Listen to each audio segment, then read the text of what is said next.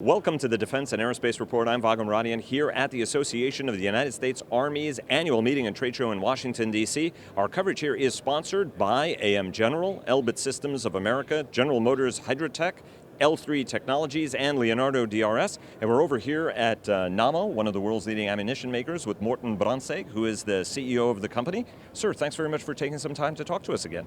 Thank you very much. Nice to see you again. We talked a little bit earlier in the year, and what I'd like to, you guys started with a small presence over the years, and it's grown over the years to quite a large presence, very prominent presence here. In fact, you're not even in the Norwegian section of the show, but you're in the main floor. Talk to us about what are some of the products you guys are highlighting for the United States Army. Your footprint here has been growing over the past few years. What are the products you're highlighting here? Yeah, I think some of the primary ammunition products is the 40 millimeter airburst ammunition. It's also the 120 millimeter that we have developed a new IMHE round, which also is qualified for the Abrams tank, and artillery ammunition. That are the main new things on the ammunition side. On the rocket motor side, clearly they are, I would say it's a business going forward as usual, but we can see that there are even more opportunities in the industrial base. We signed a public-private partnership agreement back in January with US Navy in Indian Head, and that seems to create a good business for us going forward. You guys also have a new proximity fuse munition you're using that goes to a whole range of stuff, and you guys have a unmanned vehicle there that was on the receiving end of that. Talk to us about how that's a game-changing technology where you can program proximity fusing in an easy way that applies to a whole range of ammunition, not just one particular round. Yeah, so we have a low-cost modification for the gun, for the 40 millimeter gun.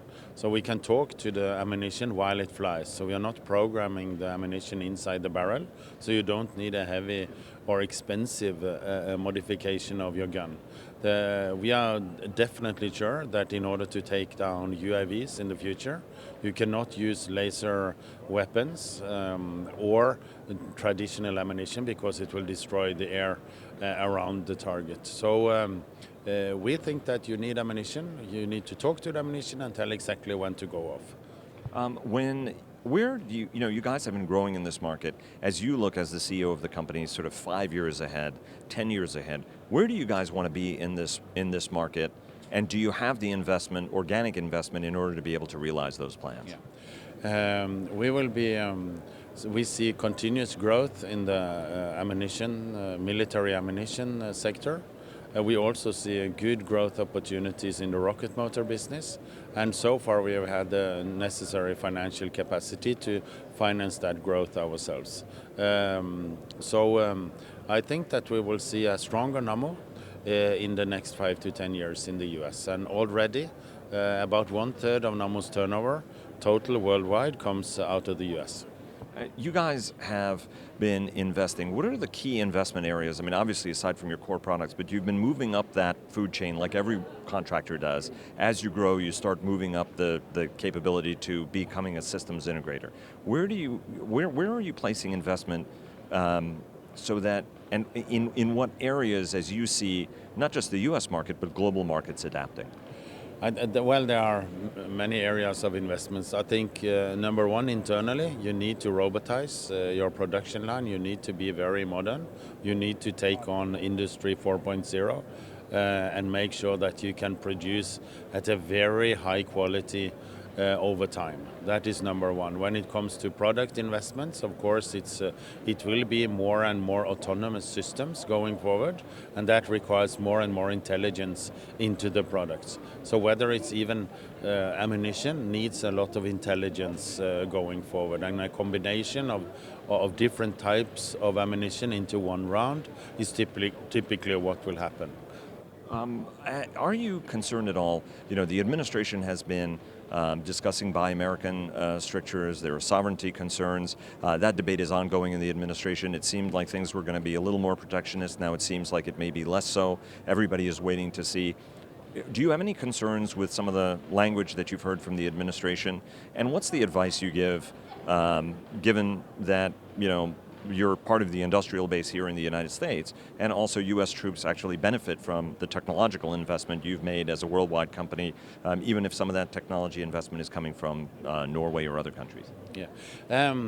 First of all, Buy American Act was initiated by President Hoover in 1933, and I don't think it will go away in my time at least. So accept the rules of engagement.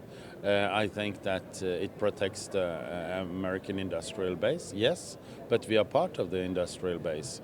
We have 8 different production locations in the US, so I think we are well prepared. There's always discussion about protectionism, and especially in the defense industry. And that will never go away. It will not be an open market completely. Nations are spending their own taxpayer dollars to create a national advantage. So a complete open market will never be there, I think. Let me ask you, you mentioned rocket motors. There's a very big transaction that's ongoing. Northrop Grumman is going to be buying Orbital ATK. That's a key rocket motor capability.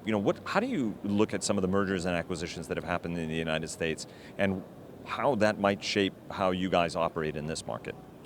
Of course, it's very interesting to see. I think that the Northrop Grumman acquisition took the market a little bit by surprise. It's clearly the main space motor part of it that's of interest, we think. But it will change the access to these motors for other primes in the space market, for example, for Boeing. So, and then under these major rocket motors for the space industry is a small tactical activity, both under Aerojet and under ATK. So we are following that very closely, what will happen. And do you smell some opportunity? Well, in a market, if you make good products and you have ambitions, there are always opportunities. Sir, thanks very much. It's always a pleasure talking to you. All the best. Thank you very much.